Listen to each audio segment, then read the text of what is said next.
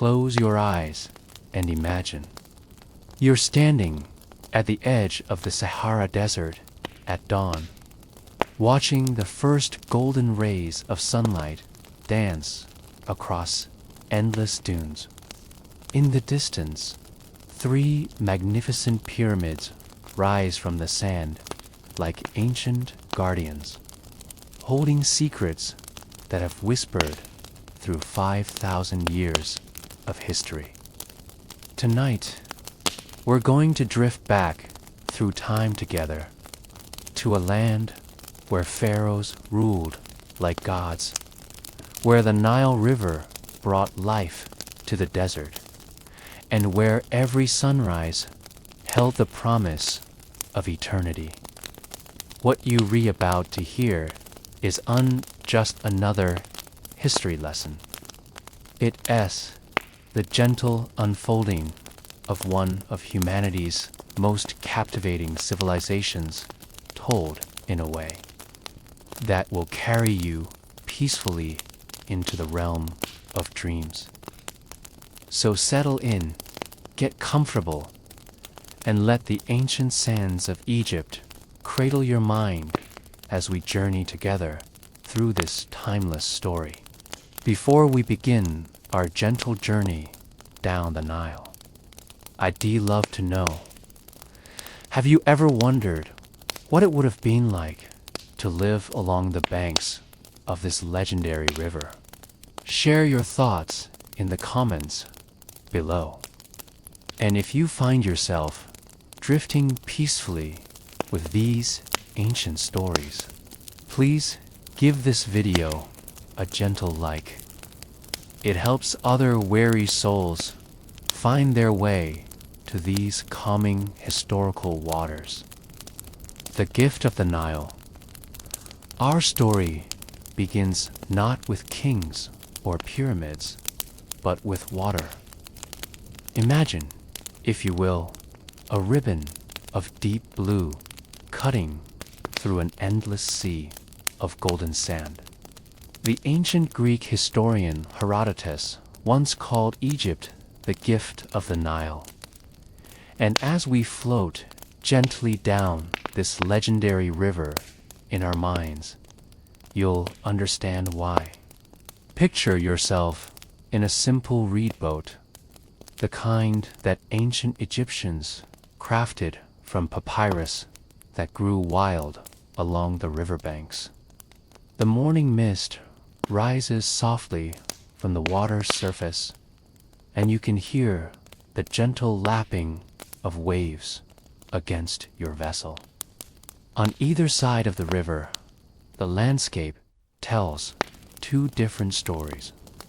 On one side, the black, fertile soil that the Egyptians called Kemet, the black land, rich and dark from thousands of years of river floods. On the other side, the red desert, desolate, stretching endlessly toward the horizon. This wasn't just a river, it was the heartbeat of an entire civilization. Every year, like clockwork, the Nile would swell with waters from distant Ethiopian highlands, carrying with it precious silt that would transform the dry desert into a garden of abundance. The ancient Egyptians didn't understand the science behind these floods, but they recognized the divine pattern in them, and they built their entire world around this annual miracle.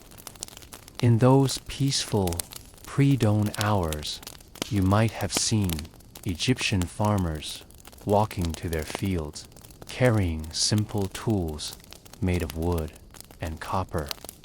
They would work the rich, dark earth while the air was still cool. Their movements slow and deliberate, in harmony with the rhythm of the river that gave them life. Women would come to the riverbank with large clay jars, balanced gracefully on their heads, filling them with the sweet, clear water that meant survival in this desert land. Children would play at the water's edge, their laughter echoing across the calm surface as they learned to swim in the same waters that had nurtured their ancestors for countless generations. Even then, 5,000 years ago, this scene would have felt timeless, as if the river had always carried life through the desert and always would, as our imaginary boat drifts further downstream. We might catch sight of a group of fishermen casting their nets in the shallow waters near the shore. They work in comfortable silence, their movements practiced and efficient. The fish they catch, perch, catfish, and mullet, will feed not just their families, but contribute to the complex economy that's beginning to develop along these fertile banks. What fascinates me most about this ancient relationship between the people and their river is how it shaped every aspect of their understanding of life and death, time and eternity. The Nile didn't just provide water and fertile soil. It provided a worldview. The regular flooding taught them that life moves in cycles, that apparent death is followed by rebirth, that patience with natural rhythms brings abundance. This foundational understanding would eventually give birth to one of history's most sophisticated civilizations. But it all began here, with simple people living in harmony with their river, developing the agricultural knowledge and spiritual insights that would echo through millennia. The first pharaohs and the dawn of dynasty. As we continue our gentle journey through time, the scattered farming villages along the Nile begin to grow and change. Picture the sun setting over the river, painting the sky in shades of amber and rose, much as it did over 5,000 years ago, when a legendary figure emerged from the mists of prehistory. His name was Namer, though history also knows him as Menes, and he would become the first pharaoh to unite the separate kingdoms of Upper and Lower Egypt into one magnificent realm. But tonight, let's imagine him not as a conquering warrior, but as a visionary leader who understood something profound about human nature and the power of unity. Imagine Narmer standing on a hill overlooking the place where the Nile spreads into its delta, watching the sun's reflection dance on the water. He sees not just separate villages and competing tribes, but the potential for something greater, a civilization that could harness the river's power, not through conflict, but through cooperation and shared vision. The unification of Egypt around 3100 BCE was just a political event. It was the birth of an idea that would influence human civilization for thousands of years. The concept that diverse peoples could come together under shared symbols, common goals, and unified leadership. Namer's famous palette, discovered by archaeologists, shows him wearing both the white crown of Upper Egypt and the red crown of Lower Egypt, symbolizing this unity. But let's drift deeper into the peaceful, everyday life of these early dynasties. Picture the royal court, not as a place of intrigue and violence, but as a center of learning and cultural development. Scribes work quietly by lamplight, developing the hieroglyphic writing system for millennia. Their reed pens scratch softly against papyrus as they record the flood levels, track the harvest yields, and compose the first literature in human history. In the royal workshops, craftsmen work with gold, silver, and precious stones, creating objects of beauty that reflected the Egyptians. Belief that the material world should mirror the perfection of the divine realm. Their hands move with practiced precision, each piece a meditation on eternity, each creation intended to last forever. The early pharaohs established something remarkable: the concept of divine kingship that brought stability to their people. The pharaoh wasn't just a ruler, but a living connection between the human world and the realm of the gods. This wasn't about ego or power. It was about providing people with a sense of cosmic order, a feeling that their lives had meaning within a greater, eternal pattern. Think about how comforting this must have been for ordinary Egyptians. When the floods came at the right time, when the harvests were abundant, when there was peace in the land, they could feel confident that their world was in harmony with divine will. The pharaoh's role was to maintain this harmony, this concept they called Mat, truth, justice, and cosmic balance. As we drift through these early centuries of Egyptian civilization, we can see how the foundations were being laid for everything that would follow. The administrative systems that would govern millions of people, the architectural innovations that would produce the pyramids, the religious insights that would influence world thought for millennia. All of this began with those early dynasties learning to work together along the banks of their life-giving river. I find myself wondering, what do you think drew these ancient people to create such lasting monuments and institutions? Was it simply human ambition or something deeper? Share your thoughts in the comments and let's explore these ancient mysteries together. The Age of Pyramid Builders. As we drift further along our journey through ancient Egypt, we come to perhaps the most famous period in this civilization's long history. The Old Kingdom, the Age of Pyramid Builders.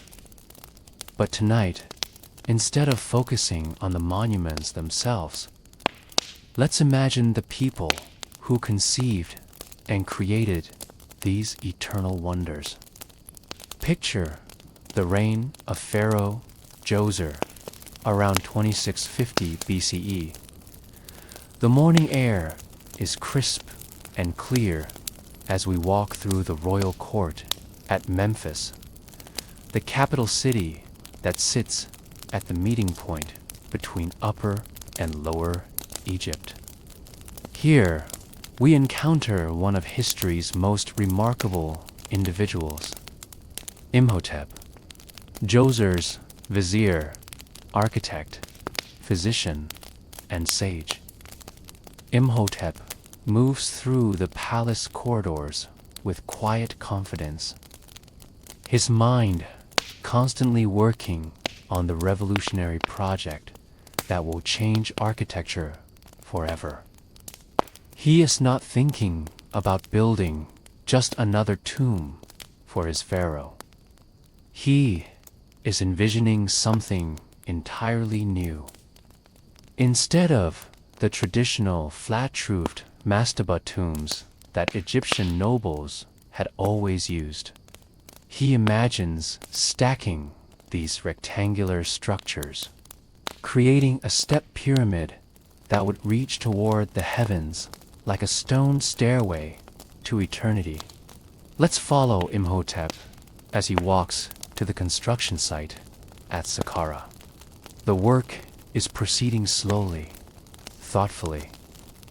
This into-rushed project, driven by ego, it is a careful exploration of what stone can do, what human hands can achieve when guided by vision and patience.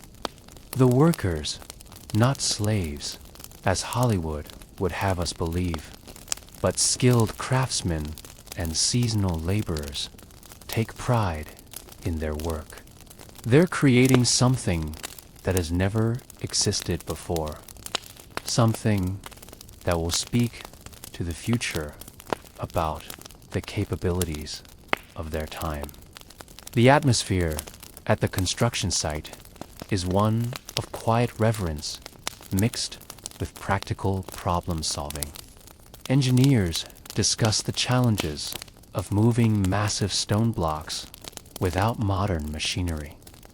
Stonemasons perfect techniques that will be used for centuries. The work songs of the laborers drift across the desert air, rhythmic chants that help coordinate their efforts and make the heavy work feel lighter. Now let's drift forward a few generations to the reign of Pharaoh Khufu, around 2580 BCE, and imagine the planning sessions for the Great Pyramid at Giza. Picture the master architect, whose name has been lost to time, but whose genius speaks through his creation, standing on the Giza plateau at sunset. He's choosing the perfect location, high enough to dominate the horizon, positioned to align precisely with the cardinal directions, close enough to the Nile for easy transport of materials. The Great Pyramid was unbuilt in a frenzy of forced labor.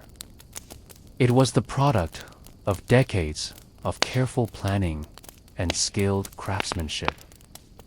Imagine the villages that grew up around the construction site, complete with bakeries to feed the workers, workshops for the stonemasons, and comfortable dormitories for the craftsmen who would spend their working lives on this project. The workers who built the pyramids were well fed and well cared for. Recent archaeological evidence shows they enjoyed a diet rich in meat and grain, received medical care when injured, and were buried with honors near the monuments they helped create. These were unoppressed slaves. They were valued specialists participating in the greatest construction project their world had ever seen. As we imagine the pyramids slowly taking shape over the years, we can picture the sense of collective accomplishment that must have filled these ancient communities. Every perfectly placed stone was a testament to human skill and divine inspiration. Every precisely calculated angle demonstrated the mathematical and engineering knowledge that Egyptian civilization had developed. But the pyramids weren't just architectural achievements, they were spiritual ones as well. Each pyramid was designed as a resurrection machine, a place where the pharaoh's Ka, his vital essence, could be transformed and elevated to join the eternal realm of the gods. The complex internal passages and chambers weren't just rooms. They were pathways for spiritual transformation, designed according to religious texts that we're still trying to fully understand. Think about the night shifts at the construction site. Workers laboring by torchlight, their shadows dancing on the growing stone walls. The desert silence broken only by the sounds of careful work, the scrape of copper tools against stone, the rumble of wooden rollers moving massive blocks, the quiet voices of supervisors ensuring everything was perfect. These ancient builders worked with such precision that even today, with all our modern technology, we struggle to understand exactly how they achieved what they did. What do you think motivated them to reach for such perfection? Leave your thoughts in the comments. I'd love to hear your perspective on these ancient mysteries. And if you're finding yourself peacefully drawn into these ancient stories, please take a moment to like this video. Your support helps other people discover these gentle journeys through history. Daily life along the sacred river. Let's step away from the grand monuments and powerful pharaohs for a while and drift into the everyday life of ordinary Egyptians. Picture yourself waking at dawn in a modest mud brick house in a village along the Nile, perhaps during the Middle Kingdom around 2000 BCE. The morning light filters through small windows as you hear the gentle sounds of your neighbors beginning their day.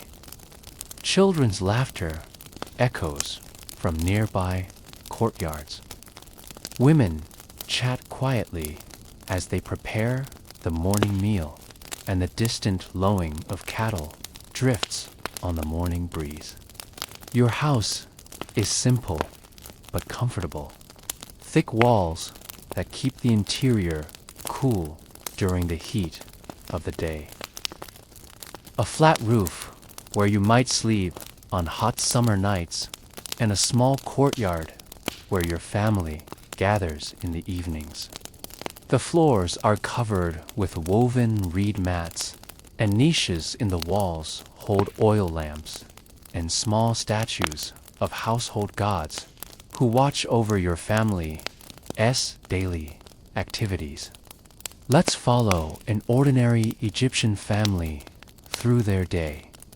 The father might be a craftsman, perhaps a carpenter or a potter, whose skills are valued throughout the community. His hands are steady and experienced. Watch him as he walks to his workshop in the cool morning air. His tools are simple but effective. Bronze chisels, wooden mallets, measuring devices that allow him to create objects of both beauty and utility. There's a meditative quality to his work, each piece shaped not just for function, but as an expression of the Egyptian belief that all creation should reflect divine harmony. The mother of the family has her own important work. She manages the household with skill that would impress modern efficiency experts. She grinds grain into flour using a stone quern, bakes bread in a small oven in the courtyard, brews beer, the standard drink for all Egyptians, including children, because it was safer than water. Her knowledge of cooking, food preservation, and home medicine makes her the center of the family's health and well-being. The children in this ancient Egyptian family receive an education that prepares them for adult life. Boys might learn their father's trade, spending long hours watching, practicing, gradually mastering the skills they'll need to support their own families. Girls learn household management, textile production, and the social skills that will make them valued members of their community. But education in ancient Egypt wasn't limited by class or gender as much as we might expect. If a child showed particular aptitude, they might be sent to temple schools to learn reading and writing. The path of the scribe was open to anyone with ability and dedication, and it offered a route to social mobility that was remarkable for the ancient world. Picture the evening routine in this Egyptian home. As the sun sets and the air begins to cool, the family gathers in their courtyard. The father might play a simple board game called Sanat with his children, a game that had religious significance, representing the journey of the soul through the afterlife, but it was also pure entertainment. The mother prepares the evening meal, perhaps bread, onions, garlic, fish from the Nile, and fruit from their small garden. They eat with their hands from simple pottery bowls, sitting on mats on the ground, talking quietly about the events of the day. As darkness falls, they light oil lamps that cast a warm, flickering glow over the courtyard. Stories are told, ancient tales of gods and heroes, family histories, local legends that connect them to their community and their past. These quiet evening hours are when culture is transmitted, when children learn not just facts, but values, when the bonds that hold Egyptian society together are renewed and strengthened. The Egyptian concept of family extended far beyond the immediate household. Neighbors looked out for each other's children. Craftsmen helped each other during busy seasons, and the elderly were cared for with respect and attention. This was unjust social politeness. It was part of their religious understanding that maintaining harmony in human relationships was essential to maintaining cosmic balance. Even their approach to death reflected this deep sense of community and continuity. When someone in the village died, it wasn't seen as an ending, but as a transition. The deceased would continue to be part of the community, watching over their descendants, receiving offerings, participating in the eternal rhythm of life that the Nile's annual floods had taught them to understand and trust. Religion wasn't something separate from daily life. It was woven into every activity. Before beginning work, an Egyptian might offer a brief prayer to Ptah, the god of craftsmen. Before a meal, gratitude to Renenutet, goddess of the harvest. Before sleep, protection requested from household gods who guarded dreams and rest. This integration of the spiritual and the practical created a way of life that was remarkably stable and satisfying. For over 3,000 years, Egyptian civilization maintained its essential character, its core values, its fundamental way of understanding the world. What aspects of ancient Egyptian daily life do you find most appealing? The strong family bonds, the respect for craftsmanship, the integration of work and spirituality.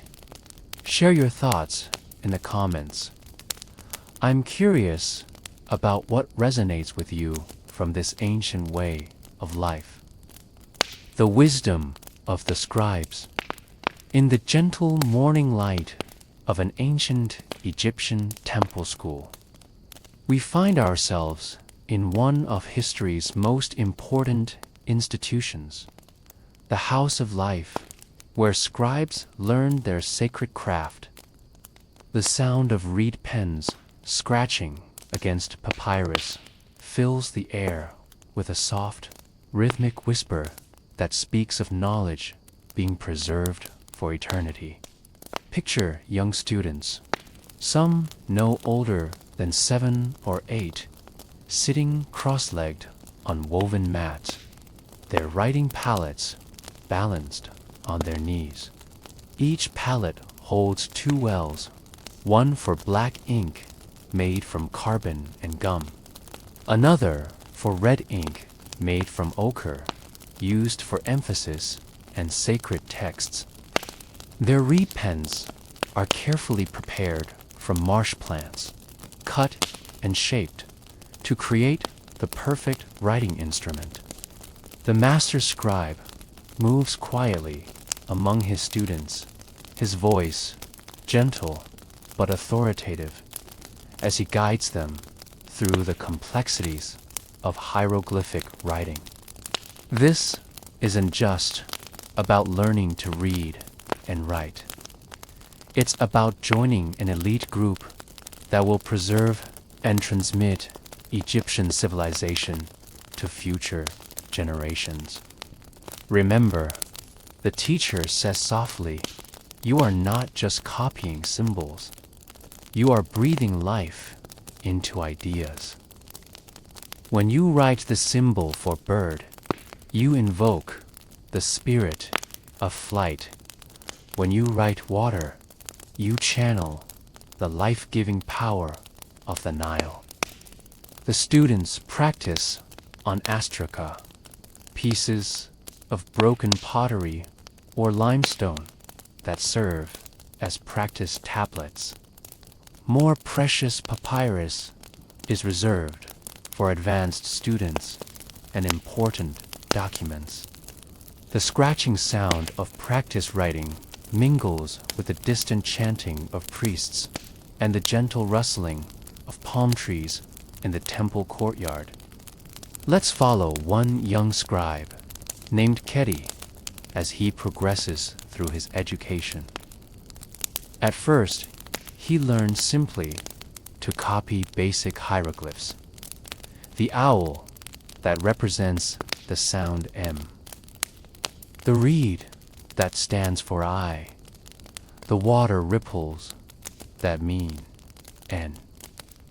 His small hands gripped the reed pen awkwardly at first, making irregular marks that his teacher patiently corrects.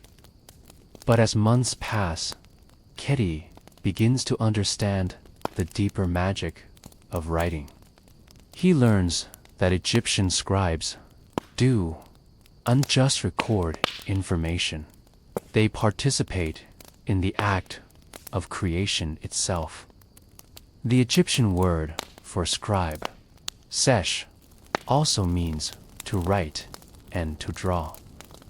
Because writing and artistic creation are understood to be the same divine activity.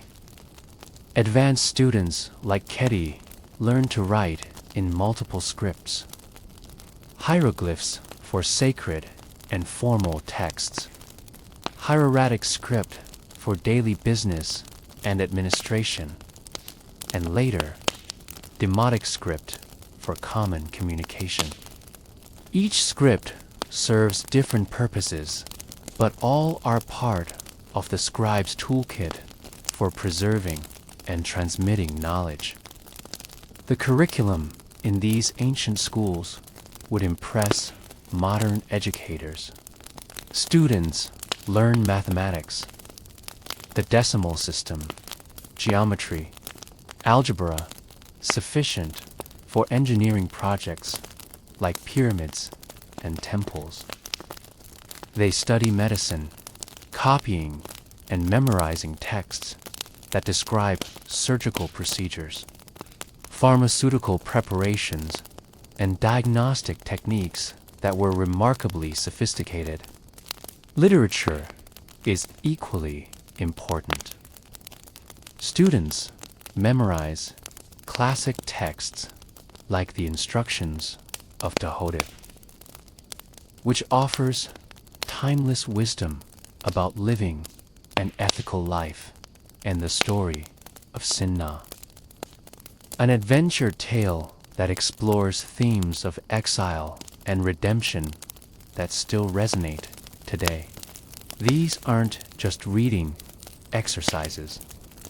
They're moral education, teaching students the values that hold Egyptian society together. Picture Kedi in his final year of training, now skilled enough to work on important documents. His handwriting has become elegant and precise. His understanding of language sophisticated enough to compose original texts. He might be copying medical papyri that will be used to train future physicians, or preparing administrative documents that will govern trade relationships with distant lands. The scribes weren't just clerks. They were the intellectuals of their civilization. They served as administrators, judges, teachers, engineers, and advisors to pharaohs. Their training prepared them to think clearly, communicate effectively, and solve complex problems. The respect accorded to scribes in Egyptian society reflected the understanding that knowledge and literacy were the foundations of civilized life. In the evening, after the day's lessons, students and teachers might gather to discuss philosophical questions that have challenged humanity for millennia. What is the nature of justice? How should individuals balance personal desires with social responsibilities? What survives death, and how should this understanding shape how we live? These were unabstract academic debates. They were practical inquiries into how to live well in the world. The Egyptian concept of mat, truth, justice, and cosmic balance was unt. Just a religious doctrine, but a practical philosophy that guided personal behavior and social policy. The scribes also served as the keepers of Egyptian history and tradition. They maintained the king lists that recorded the succession of pharaohs. They copied and preserved religious texts that maintained connections with the divine realm, and they recorded the observations of natural phenomena that allowed Egyptian civilization to maintain its sophisticated understanding and engineering. Think about the dedication required to master this ancient craft. Years of patient practice, memorization of thousands of hieroglyphs, development of the mental discipline needed to think clearly and write precisely. These ancient scholars were preserving not just information, but the accumulated wisdom of their civilization. What do you think motivated these young people to undertake such demanding training? The promise of social advancement, genuine love of learning, or something deeper? Perhaps a sense of participating in something eternal and meaningful. I'd love to hear your thoughts in the comments. The golden age of Pharaoh's glory, as we continue our gentle journey through time. We arrive at one of the most magnificent periods in Egyptian history, the New Kingdom, particularly the reign of Pharaoh Amenhotep III around 1390 BCE. Picture Egypt at the height of its power and prosperity. A civilization that has perfected the art of living gracefully with both human ambition and natural rhythms. Let's walk through the royal palace at Thebes on a peaceful evening. When the day's official business is concluded and the court can relax into a more intimate atmosphere.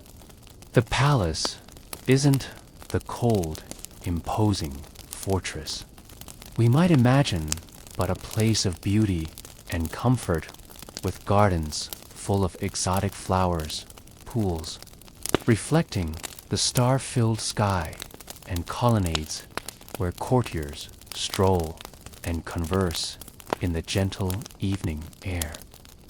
Pharaoh Amenhotep III moves through his palace with the confident ease of a man who has brought peace and prosperity to his people. His reign of nearly 40 years has been marked not by conquest and war, but by diplomacy, trade, and cultural achievement. Egypt's wealth flows not from plundered gold, but from peaceful commerce with nations throughout the known world. In the royal workshops, craftsmen create objects of stunning beauty, jewelry that combines Egyptian techniques with artistic influences from Nubia, Syria, and distant lands reached by Egyptian trading expeditions.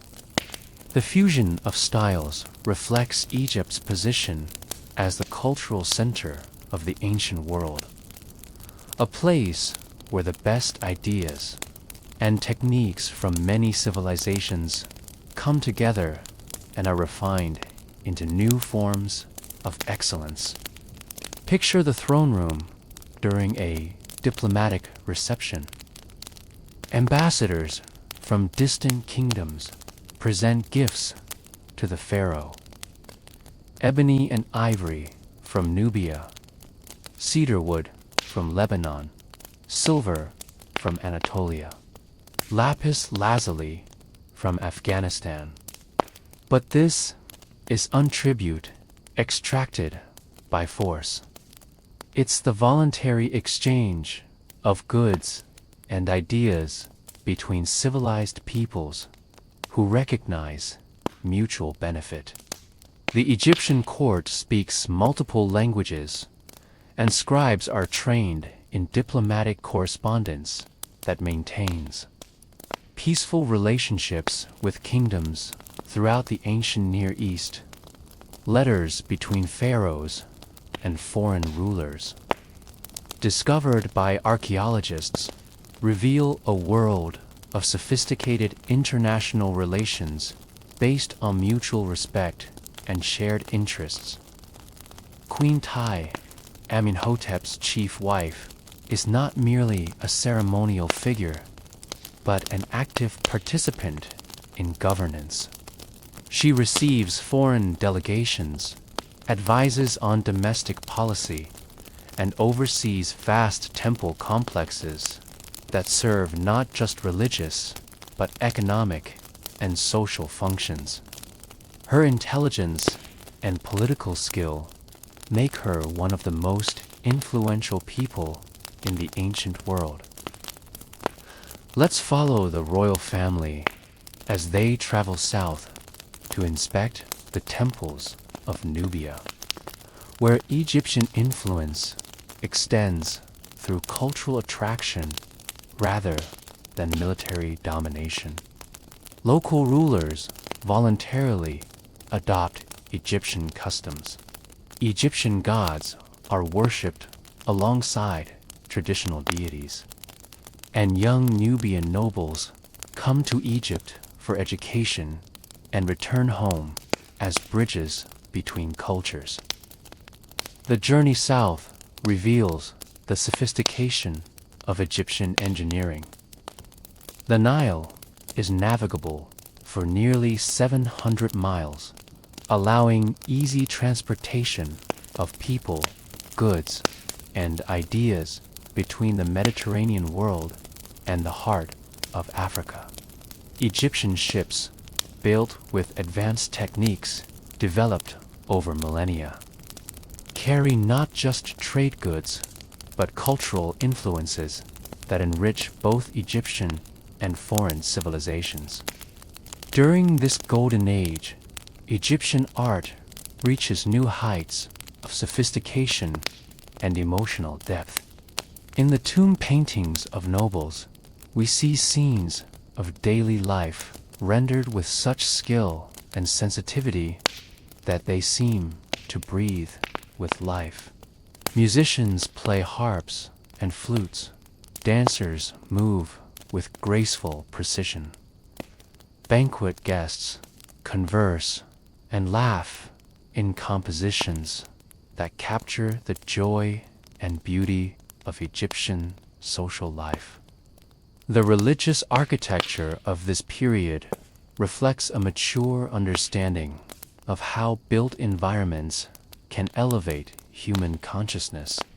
The Temple of Luxor, expanded during Amenhotep's reign, creates spaces that move worshippers gradually from the bright, open courtyards through increasingly sacred and mysterious chambers toward the Holy of Holies, where the goddess presence dwells. But perhaps most remarkable is the way this golden age balances achievement with wisdom, power with restraint. Egyptian armies are strong enough to deter aggression, but they're used primarily for defense and the protection of trade routes. Egyptian wealth is vast, but it's invested in temples, monuments, and public works that benefit everyone, not hoarded by a small elite. The pharaoh's daily routine reflects this balanced approach to power. Morning audiences where citizens can petition for justice. Afternoon consultations with advisors on matters of policy and administration. Evening hours devoted to religious duties and personal reflection. Power is understood not as license for self-indulgence, but as responsibility for the welfare of all Egyptians. Egyptian medicine during this period becomes so advanced that foreign rulers send their daughters to Egypt for treatment, and Egyptian physicians are welcomed in courts throughout the known world. The Edwin Smith papyrus, probably copied during this era, describes surgical procedures and medical treatments that demonstrate understanding of anatomy and disease that would be matched in Europe for more than 1,000 years. The educational system produces not just scribes and administrators, but philosophers, mathematicians, astronomers, and artists whose work influences civilizations far beyond Egypt's borders. Egyptian mathematics, particularly their understanding of geometry and their decimal number system, becomes the foundation for scientific development throughout the ancient world. This golden age represents something remarkable in human history, a civilization that has learned to balance power with wisdom, achievement with sustainability, individual excellence with social responsibility. For nearly a century, Egypt enjoys peace, prosperity, and cultural flowering that enriches not just Egyptians, but the entire ancient world. What do you think were the key elements that allowed Egyptian civilization to achieve this remarkable balance? Was it their understanding of natural cycles, their respect for tradition, their diplomatic skills, or something else? I'm curious about your perspective on what made this golden age possible. Please share your thoughts in the comments below. The revolutionary pharaoh and the search for truth. In the peaceful twilight of our journey through ancient Egypt, we encounter one of history's most fascinating and controversial figures, Pharaoh Akhenaten, who ruled around 1350 BCE.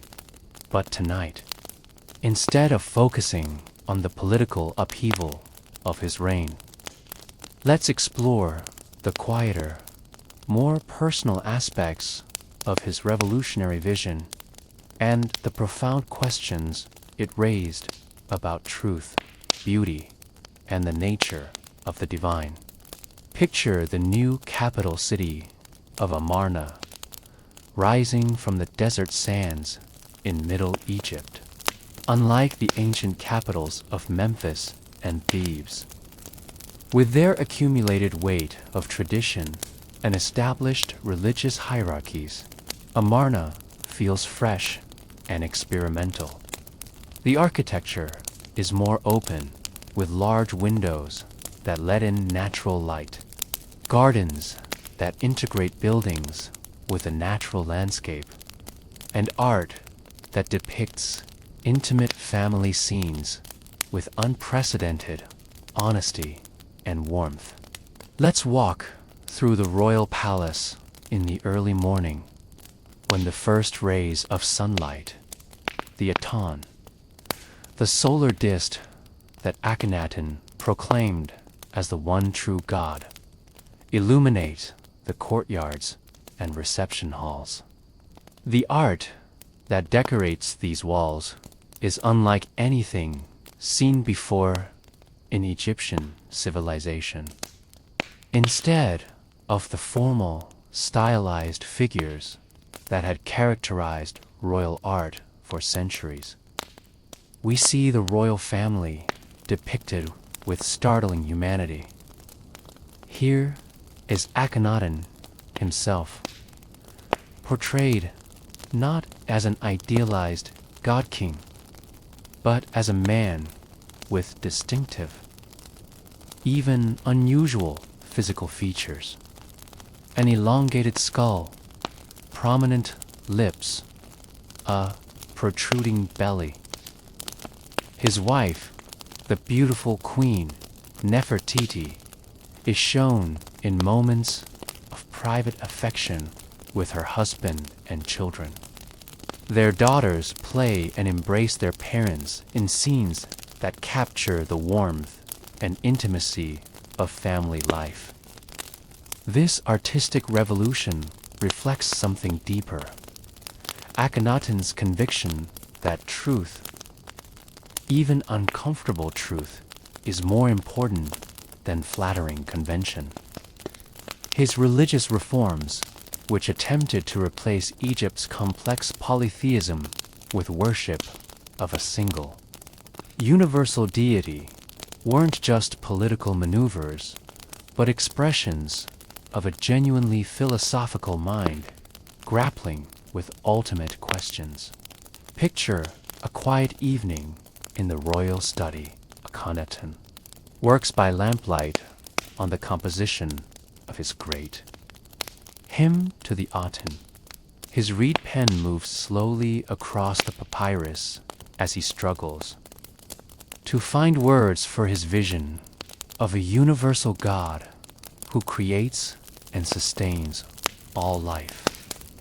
The hymn he composes will be remarkably similar to Psalm 104 in the Hebrew Bible, suggesting either direct influence or parallel spiritual insights.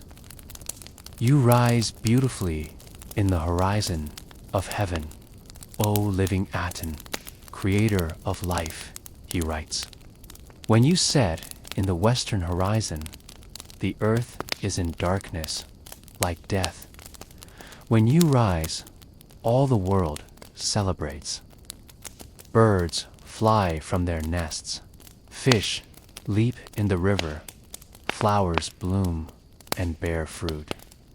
All creation awakens and lives through your love. The religious philosophy emerging from Akhenaten's reforms represents one of history's earliest attempts at monotheism. But it's a gentle, life-affirming monotheism that sees divinity in the natural world rather than opposing it. The Aten isn't a remote, judgmental deity, but a loving creator whose presence can be felt in sunshine, in the growth of plants, in the laughter of children. Queen Nefertiti plays a crucial role in developing and promoting this new religious vision. Unlike traditional Egyptian queens, who remained largely in the background of public life, Nefertiti appears in temple reliefs, participating directly in religious ceremonies, offering prayers to the Aten and teaching the new faith to their daughters. Let's imagine a typical day in the royal household at Amarna. The family rises early to greet the sunrise with prayers and offerings. Their breakfast is shared in a garden courtyard where they can feel the warmth of the sun and hear the songs of birds that are understood as hymns of praise to the Aten. The atmosphere is relaxed and affectionate, a striking contrast to the formal protocol that governed most royal courts. The royal children, 6 daughters who survive in the historical record, receive an education that combines traditional Egyptian learning with their father as philosophical innovations. They learn to read and write, study mathematics and astronomy, but they also learn to observe the natural world carefully and to see divine presence in everyday phenomena. Princess Meritaten, the eldest daughter, shows particular aptitude for the new religious ideas.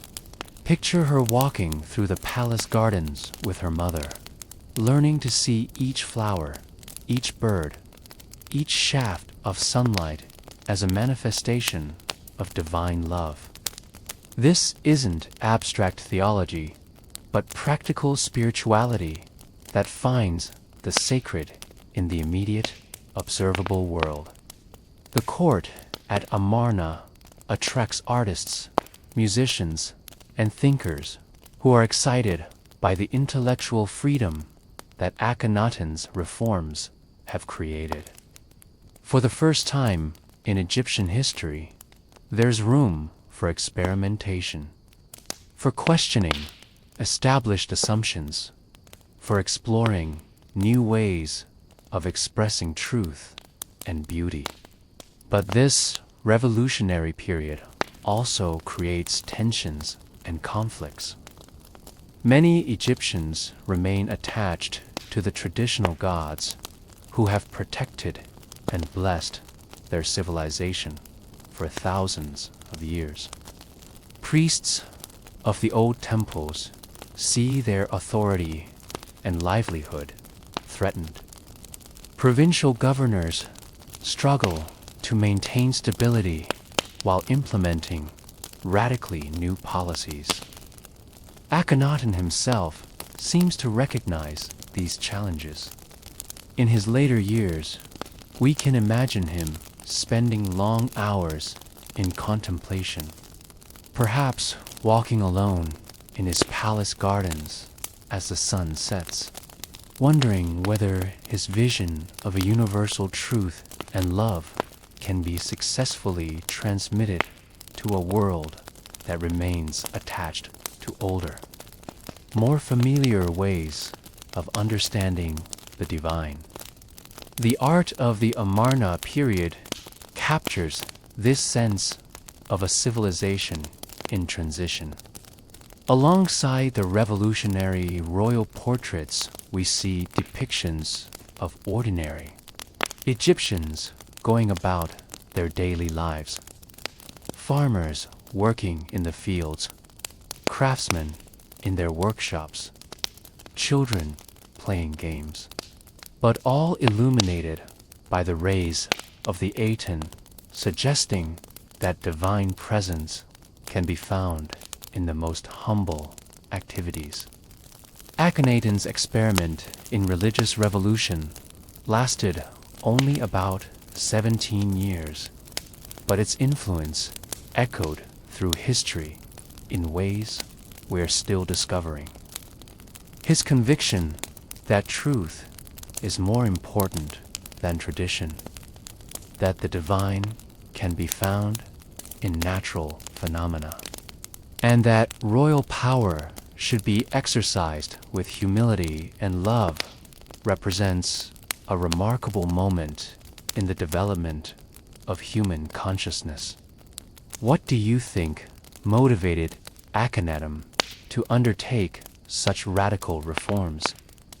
Was it genuine spiritual insight, political calculation, or perhaps a combination of both? And what can we learn from his attempt to balance innovation with tradition?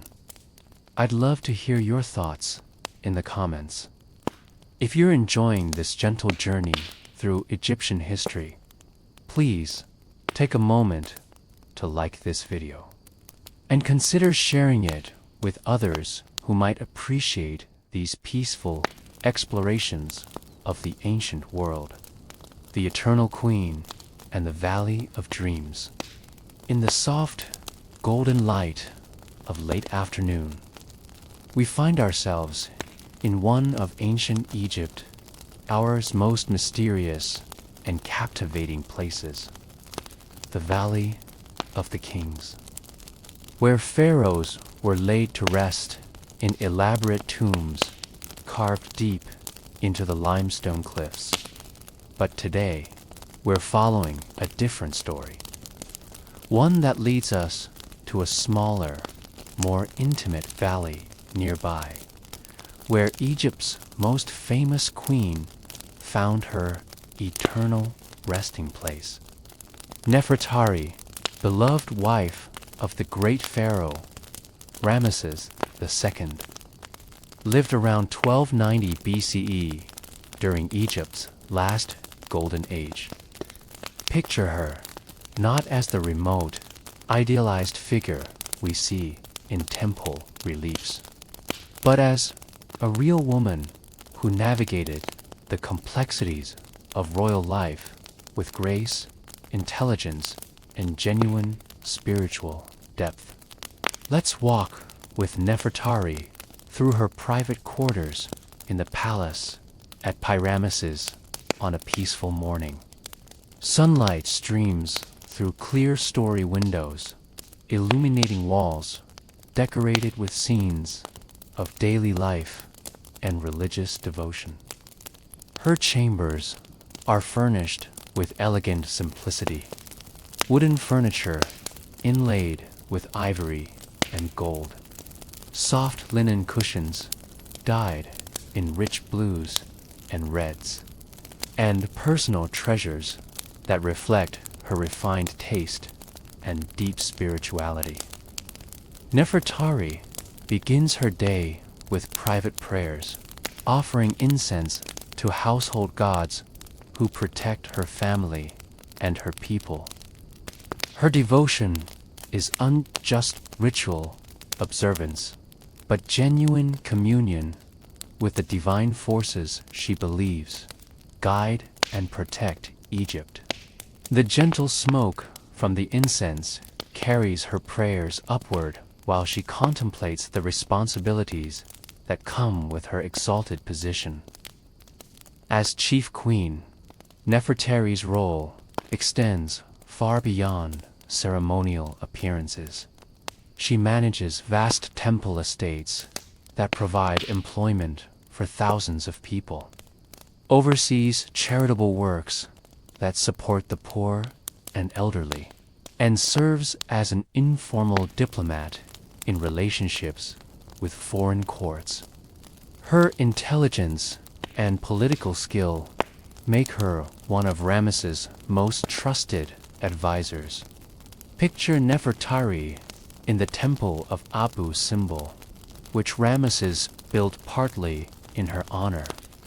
The smaller temple, dedicated to the goddess Hathor, features colossal statues of the queen standing alongside those of her husband, an unprecedented honor that speaks to their genuine partnership and mutual respect. Inside the temple, reliefs show Nefertari participating in religious ceremonies, making offerings to the gods, and interceding on behalf of the Egyptian people. But it's in her tomb in the Valley of the Queens that we find the most intimate and beautiful expression of ancient Egyptian spirituality. Let's descend the stone steps into this underground paradise, following the path that Nefertari's soul was believed to take on its journey to eternal life. The walls of the tomb are covered with scenes from the Book of the Dead, but these aren't grim depictions of judgment and punishment. Instead, they show Nefertari's spiritual journey as a series of peaceful encounters with benevolent gods who guide and protect her. Here she plays the board game Senat with the god of destiny, winning the right to continue her journey. There she meets Isis and Nephthys, who welcome her as a sister and offer their protection. The colors in these tomb paintings remain vivid even after more than 3,000 years. Deep blues of lapis lazuli, brilliant gold, rich reds, and yellows that seem to glow with inner light. The artists who created these masterpieces worked not just as craftsmen, but as spiritual practitioners, believing that their work would help ensure Nefertari's successful transition to eternal life. In the burial chamber itself, we find Nefertari's granite sarcophagus, carved with protective texts and surrounded by magical symbols designed to ward off any force that might threaten her peaceful rest. The chamber's ceiling is painted as a star map, showing the goddess Nut stretching across the heavens, ready to receive Nefertari into the eternal realm of the blessed dead. But let's step back from the tomb and imagine Nefertari in life during her later years when she had become the revered senior queen of Egypt's greatest pharaoh. Picture her in her private garden in the evening, perhaps tending to flowers that will be used in temple offerings, or simply sitting quietly and reflecting on a life well lived. She has survived the deaths of several of her children, a sorrow that no royal privilege could shield her from. Yet her letters and inscriptions suggest a woman who found meaning and comfort in her religious faith, who understood that earthly sorrows are temporary, while love and truth are eternal. Nefertari's relationship with Ramesses II appears to have been one of genuine affection and partnership. His letters to her, carved in stone at various temples, address her as the one for whom the sun shines, and speak of missing her when duty separates them. Their marriage represents not just a political alliance, but a personal bond that enriched both their lives and strengthened the stability of their kingdom. In her role as queen, Nefertari also served as a patron of the arts and learning. The workshops attached to her temples produced some of the finest jewelry, textiles, and decorative objects in Egyptian history. She encouraged innovations in artistic technique while maintaining respect for traditional forms and meanings. Picture Nefertari in the royal scriptorium, working with scribes to compose hymns and prayers that would be used in temple services throughout Egypt. Her literary contributions, though largely anonymous in the historical record, helped shape the religious and cultural life of her era. She understood that queens, like pharaohs, have a responsibility to contribute to the spiritual and intellectual development of their civilization. The influence of queens like Nefertari extended beyond Egypt's borders. Foreign princesses sent to marry Egyptian nobles were educated in the queen's household, learning Egyptian customs, language, and religious practices that they would carry back to their home countries.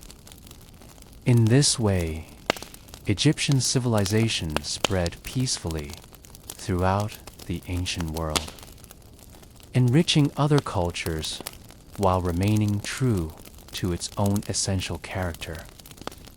Nefertari's tomb was discovered in 1904, and when archaeologists first entered the burial chamber, they found it had been disturbed by ancient tomb robbers. But the real treasure, the magnificent wall paintings that tell the story of her spiritual journey, remained intact. As beautiful and inspiring as the day they were completed. What strikes me most about Nefertari's story is how it shows us that even in a world where women had limited political power, intelligence, grace, and spiritual depth could create a kind of influence that transcends formal authority. Her legacy lives not in military conquests or monumental buildings, but in the beauty and wisdom she brought to her world. What do you think we can learn from Nefertari's example about finding meaning and purpose within the circumstances life gives us? How do you think she balanced her public responsibilities with her personal, spiritual development? Share your thoughts in the comments. I'm always curious about how these ancient stories speak to modern hearts. The philosopher king and the wisdom of ages. As our gentle journey through ancient Egypt continues, we encounter a pharaoh whose story reminds us not in conquest or wealth, but in wisdom and the patient pursuit of understanding. Amenhotep Thutmose III, who ruled around 1450 BCE, was known in his lifetime not just as a successful military leader, but as a scholar, naturalist, and philosopher who approached life with the curiosity of a scientist and the humility of a sage. Picture Thutmose III not on a battlefield, but in his private study in the palace at Thebes, surrounded by scrolls and tablets that contain the accumulated knowledge of his civilization. The room is simply furnished: a writing desk, comfortable cushions, oil lamps that provide gentle light for evening reading. The walls are decorated not with scenes of military triumph, but with depictions of plants and animals from throughout the known world, reflecting his deep interest in natural history. Let's imagine a typical evening in this scholar pharaoh's life. The day's administrative duties are complete. The court has dispersed, and Thutmose settles into his favorite routine: reading, writing, and contemplating the great questions that have always challenged thoughtful minds. His reed pen moves slowly across papyrus as he records observations about the natural world. Philosophical reflections on the nature of justice and practical wisdom gained from decades of leadership. Thutmose III was the first person in recorded history to create what we would now call a botanical garden and zoo. During his military campaigns, he was as interested in collecting specimens of foreign plants and animals as he was in securing political victories. Picture him examining a new species of flowering plant brought back from Syria, carefully noting its characteristics and wondering how it might be cultivated in Egyptian soil. This intellectual curiosity extended to every aspect of his reign.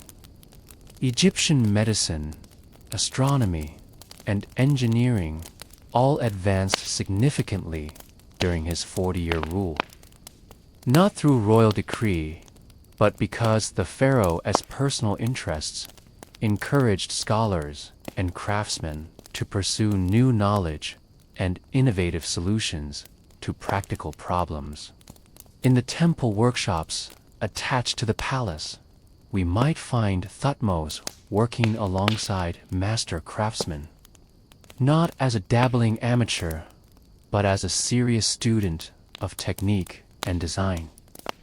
His hands show the calluses of someone who has actually worked with tools, who understands materials and processes from direct experience rather than mere theoretical knowledge. Let us follow Thutmose on one of his regular visits to the temple schools where young scribes are receiving their education. He doesn't arrive with the pomp and ceremony we might expect from a pharaoh, but quietly, almost anonymously, settling into the back of the classroom to listen to the lessons and observe the students' progress. When the formal instruction is complete, Thutmose often engages the students in informal discussions about ethics, natural philosophy, and the practical challenges of governance. His questions are designed not to test their knowledge, but to encourage them to think more deeply about the implications of what they relearning. What is the difference between power and authority? He might ask, can a law be legal but unjust?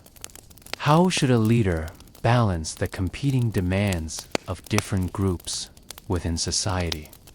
These aren't abstract academic exercises, but real dilemmas that any future administrator will face. And Thutmose wants to ensure that Egypt's future leaders are prepared to handle them wisely. He listens to their answers with genuine attention, asks follow-up questions that challenge them to refine their thinking, and shares insights from his own experience without lecturing or condescending.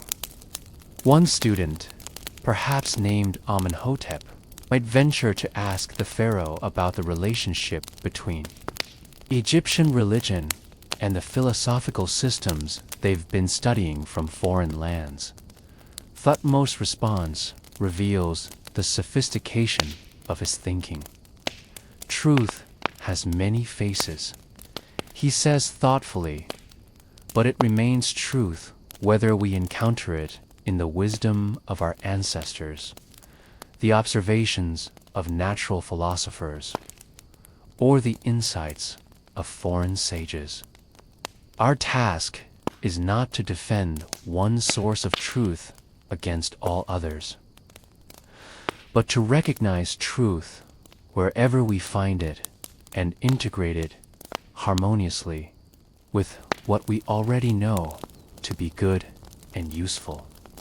This intellectual openness characterizes much of Thutmose's approach to leadership. Egyptian diplomacy during his reign is marked by cultural exchange as well as political negotiation. Foreign scholars are welcomed at the Egyptian court, their ideas studied and adapted where appropriate. Egyptian innovations, mathematics, and engineering are shared freely with other civilizations, creating a network of intellectual cooperation that enriches all participants. Picture Thutmose in the royal garden on a quiet evening, walking slowly among the plants and trees he has collected from throughout the known world. Each specimen represents not just a botanical curiosity, but a piece of the larger puzzle. He is trying to understand the unity underlying the diversity of creation, the common principles that govern both human societies and natural ecosystems. His personal religious practice reflects this same integrative approach, while maintaining respect for traditional Egyptian deities and rituals. Thutmose develops a more philosophical understanding of divinity that sees all gods as aspects of a single, universal, creative principle. His prayers are conversations with this universal intelligence, seeking guidance not just for personal decisions, but for policies that will benefit all his people. The inscriptions Thutmose leaves on temple walls reveal a man who understood that true immortality comes not from monumental buildings, but from contributions to human knowledge and wisdom. Many of these inscriptions record not military victories, but scientific observations, philosophical insights, and practical innovations that he hopes will benefit future generations. In his later years, Thutmose spends increasing amounts of time mentoring his successor, sharing not just the practical knowledge needed to govern Egypt, but the deeper wisdom he has gained from a lifetime of thoughtful leadership. These conversations, conducted in the informal setting of the royal garden or private study, cover everything from diplomatic strategy to personal ethics. What I find most inspiring about Thutmose III is his understanding that leadership is fundamentally an intellectual and moral challenge, rather than merely a matter of wielding power effectively. He approached the responsibility of ruling Egypt as a philosophical problem, requiring wisdom, patience, and continuous learning. His example reminds us that the pursuit of knowledge and wisdom is unto luxury for those with leisure time, but an essential responsibility for anyone who wants to contribute meaningfully to their community. Whether we're governing a kingdom or managing a household, the same principles apply: curiosity, humility, and the commitment to lifelong learning. What aspects of Thutmose's approach to leadership do you find most relevant to modern challenges? How do you think we can cultivate the kind of intellectual humility and curiosity that characterized his reign? I'd love to hear your thoughts on these timeless questions of wisdom and leadership. The sacred mysteries and temple life in the pre-dawn darkness of ancient Thebes. We find ourselves approaching one of the most magnificent temple complexes ever built, Karnak, the earthly dwelling place of Amun-Ra, king of the gods. But tonight, instead of marveling at the massive columns and towering obelisks, let us slip quietly inside to experience the daily rhythm of temple life that sustained Egyptian civilization for over 2,000 years. The great temple sleeps in darkness, its vast halls and sacred chambers illuminated only by the occasional flicker of oil lamps tended by night watch priests. The air is heavy with the lingering fragrance of frankincense from the evening ceremonies. And the silence is so complete that you can hear the gentle rustling of palm fronds in the temple gardens beyond the walls. Picture the high priest, Bacon Khans, rising before dawn in his simple chamber within the temple complex. His accommodation is surprisingly modest. A small room with a bed, a writing desk, and a few personal possessions. Despite his enormous influence and responsibility, he lives with a simplicity that befits a servant of the gods.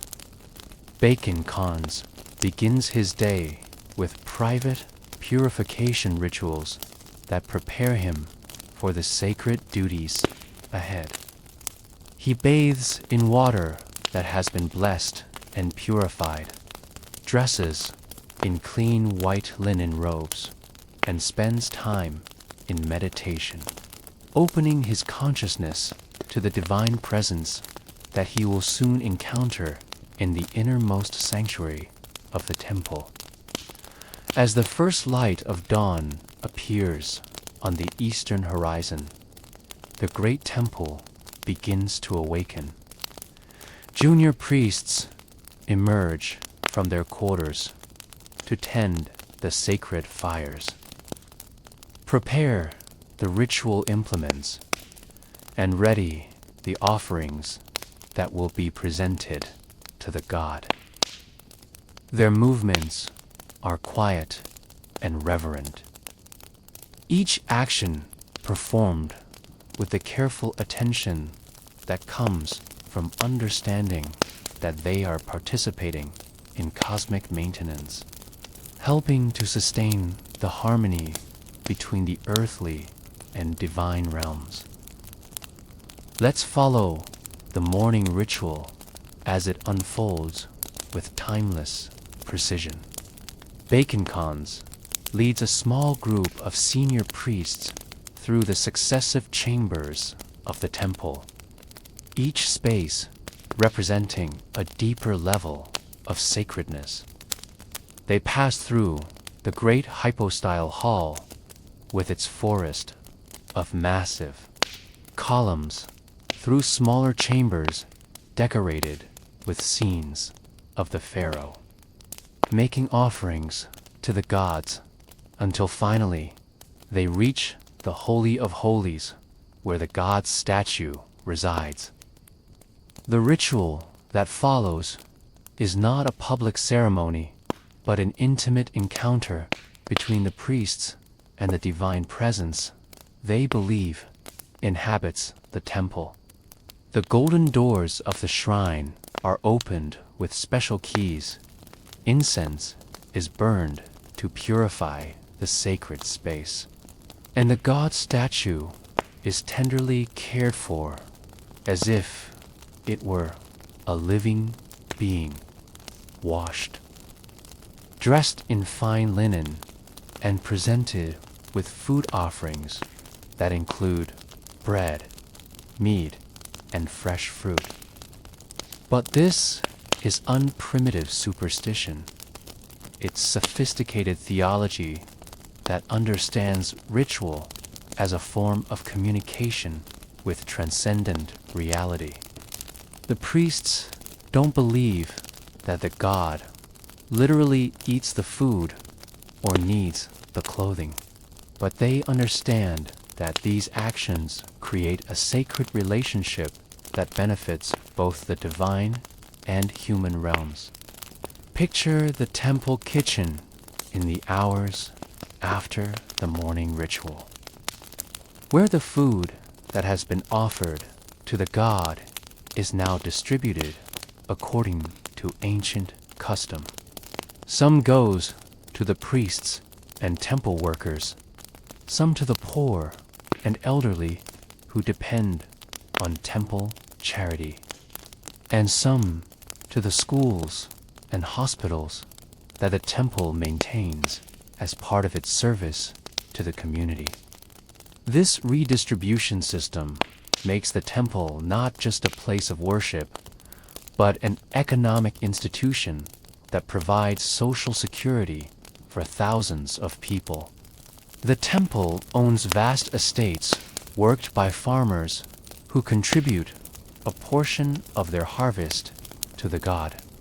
Supports workshops where craftsmen create objects needed for religious ceremonies and daily life, and maintains schools where young people receive the education that prepares them for productive roles in society. Let's spend time in the temple scriptorium, where priest scribes carefully copy sacred texts that preserve Egyptian religious wisdom for future generations. The House of Life, attached to every major temple, serves as library, university, and research center combined. Here scholars study medicine, astronomy, mathematics, and literature, understanding that all knowledge ultimately derives from divine wisdom and should be used in service of both gods and humanity. Young Kemwaza, a junior priest training to become a ritual specialist, spends his afternoons in this scriptorium learning to read and write the most sacred hieroglyphs. His education includes not just memorization of ritual formulas, but deep study of their meaning and significance. He learns that every ceremony, every prayer, every offering is part of a comprehensive system designed to maintain Mat, the cosmic order that keeps the universe functioning harmoniously. Picture the temple workshops where master craftsmen create the sacred objects used in daily rituals: golden vessels for libations, incense burners shaped like lotus flowers, intricate jewelry worn by the god statue during festivals. These artisans understand their work as a form of worship. Each piece crafted with perfection that honors both the divine recipient and the ancient traditions that guide their techniques. As evening approaches, the temple prepares for the day's final ceremony. The god must be properly prepared for the night journey through the underworld, a cosmic voyage that ensures the sun will rise again tomorrow morning. The evening ritual reverses the morning ceremony. The god is offered food and drink, dressed for travel, and then sealed within the shrine until dawn brings the cycle round again. But temple life isn't all solemn ceremony. Picture the festival days when the god statue is carried in procession through the streets of Thebes, allowing ordinary people to see and commune with the divine presence that usually remains hidden in the innermost sanctuary. These celebrations combine religious devotion with community joy. Music, dancing, feasting, and gift-giving that strengthen social bonds while honoring the gods. The great festivals follow the rhythm of the agricultural year, connecting religious observance with the practical cycles that govern Egyptian life. The Opet festival celebrates the annual Nile flood that brings fertility to the fields. The festival of the valley honors the ancestral spirits who continue to protect and guide their descendants. Each celebration serves multiple purposes: religious, social, economic, and psychological, creating meaning and cohesion in Egyptian society. In the quiet hours after the evening ceremonies, when the temple settles into peaceful silence, we can appreciate how these ancient institutions created a sense of order and meaning that sustained one of history's longest-lived civilizations. The temples weren't just buildings, but living systems that integrated spiritual, intellectual, economic, and social functions in ways that served both individual needs and community welfare. The priests weren't just ritual specialists, but scholars, teachers, administrators, and healers whose work touched every aspect of Egyptian life.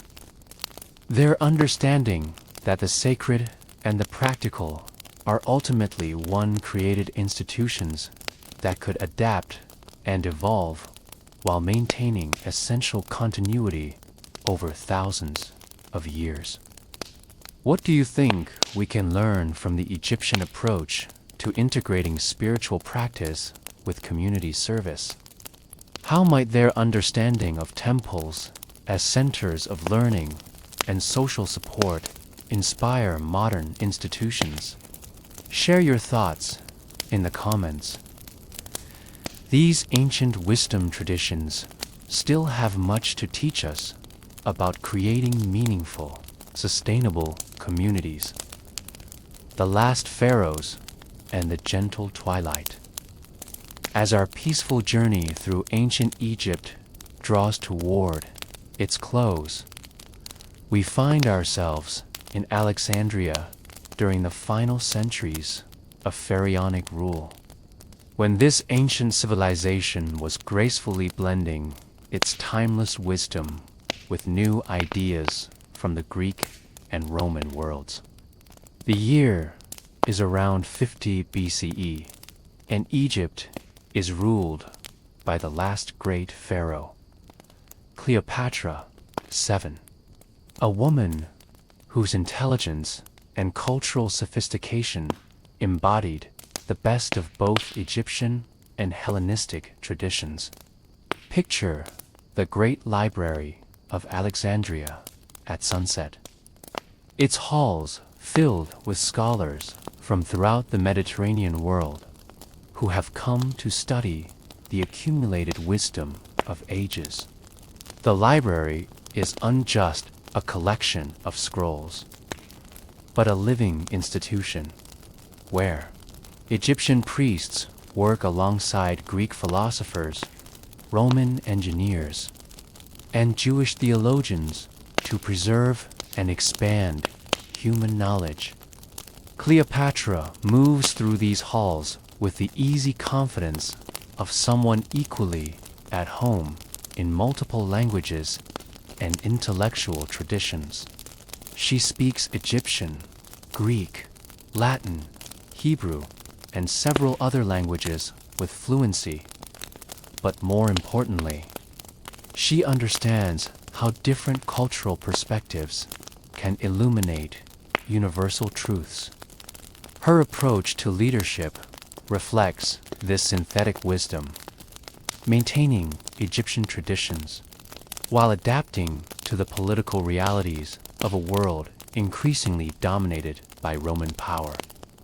Let's follow Cleopatra as she visits the temple of Isis near Alexandria's harbor, where she participates in ancient rituals that have been performed for over 3,000 years.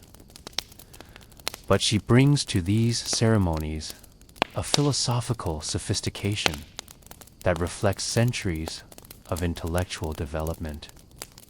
The goddess Isis, in Cleopatra's understanding, represents not just an Egyptian deity, but a universal principle of divine wisdom and compassion that transcends cultural boundaries. The worship of Isis during this final period of pharaonic Egypt has evolved into something approaching a world religion, attracting devotees throughout the Roman Empire, who find in the Egyptian goddess a more personal and emotionally satisfying spirituality than traditional Roman religion offers. Cleopatra encourages this development, understanding that Egyptian civilization's greatest export is not gold or grain, but wisdom about the nature of divinity and the human soul. Picture the royal palace in the evening, where Cleopatra holds court in a setting that combines Egyptian elegance with Greek intellectual sophistication and Roman practical efficiency. Her advisors include Egyptian priests who maintain connections with ancient traditions, Greek philosophers who bring rational analysis to complex problems, and Roman administrators who understand the practical requirements of governing a diverse empire. The conversations in this cosmopolitan court range across every field of human knowledge: astronomy and mathematics, medicine and engineering, literature and philosophy, religion and ethics. Cleopatra participates in these discussions not as a royal patron, but as an active intellectual who contributes insights gained from her unique position as heir to both Egyptian wisdom and Greek learning. Let's imagine Cleopatra working late into the night on correspondence with scholars throughout the ancient world. She writes to the astronomer Sosigenes about calendar reform, to physicians in Rome about Egyptian medical techniques, to philosophers in Athens about the relationship between Egyptian religion and Greek metaphysics. Her letters reveal a mind that sees connections across cultural boundaries and works to build bridges of understanding between different traditions. One particularly important project occupies much of Cleopatra's attention during these final years of Egyptian independence: the preservation of Egyptian religious and cultural texts in Greek translation. She understands that political independence may be lost, but cultural wisdom can survive if it's made accessible to future generations, who may no longer read hieroglyphs or speak ancient Egyptian. Picture the teams of scholar priests working in the palace scriptorium, carefully translating sacred texts that have guided Egyptian civilization for millennia. These are not merely linguistic exercises, but acts of cultural preservation that will allow Egyptian wisdom to survive and influence world thought long after the political end of pharaonic rule. The Hermetic texts attributed to Thoth Hermes, the Egyptian god of wisdom, emerge from these translation projects. These philosophical works synthesize Egyptian spiritual insights with Greek rational methodology, creating a new form of wisdom literature that will influence Western esoteric thought for centuries to come. Cleopatra's personal spiritual practice reflects this same synthetic approach. She maintains the traditional Egyptian understanding of pharaoh as a divine intermediary, while incorporating Greek philosophical analysis and Roman practical wisdom. Her prayers combine ancient Egyptian formulas with personal reflections that show a sophisticated understanding of both divine transcendence and immanence. In her private moments, perhaps walking in the palace garden overlooking Alexandria's harbor, Cleopatra contemplates the historical moment she represents, the end of one era and the beginning of another. She understands that Egyptian political independence is fragile, but she believes that Egyptian cultural wisdom is eternal and will find new forms of expression in the Roman world that is emerging. The art and architecture produced during Cleopatra's reign reflect this cultural synthesis. Egyptian temples are built with Greek mathematical precision and decorated with motifs that combine pharaonic symbolism with Hellenistic aesthetic refinement.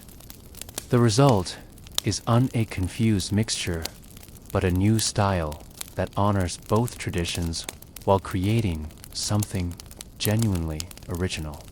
Picture the festival of Isis during Cleopatra's reign, when devotees from throughout the Mediterranean gather in Alexandria to participate in ceremonies that combine Egyptian mystery traditions with Greek philosophical interpretation, and Roman organizational efficiency. The celebration becomes a model for how ancient wisdom can adapt to new circumstances while maintaining its essential character. As we near the end of Cleopatra's reign and the formal end of pharaonic Egypt, we witness not the death of a civilization, but its transformation into something new. Egyptian wisdom doesn't disappear when Augustus conquers Alexandria in 30 BCE. It disperses throughout the Roman world, influencing Christianity, preserving classical learning during the Dark Ages, and contributing to the Renaissance rediscovery of ancient wisdom. The story of ancient Egypt's twilight reminds us that civilizations don't simply end, they transform, contributing their insights to the ongoing human conversation about meaning, purpose, and the good life. Cleopatra's synthesis of Egyptian, Greek, and Roman wisdom traditions created new possibilities for human understanding that continue to enrich world culture today. What do you think allowed Egyptian civilization to maintain its essential character while adapting to changing circumstances? How can we learn from their example as we face our own challenges of cultural change and adaptation? Share your reflections in the comments. These questions about continuity and change are as relevant today as they were in Cleopatra's Alexandria. The eternal return, legacy, and lessons. As our gentle journey through ancient Egypt comes to its peaceful close, we find ourselves back where we began, and light that sustained one of history's greatest civilizations for over 3,000 years. But now, having walked through the centuries with pharaohs and farmers, priests and scribes, we can appreciate more deeply what this ancient land has to teach us about the art of living gracefully with time change and the eternal rhythms that govern all life. Picture the Nile at dawn, its waters reflecting the first light of day, just as they did when the first Egyptian farmers learned to work with the river's annual flood.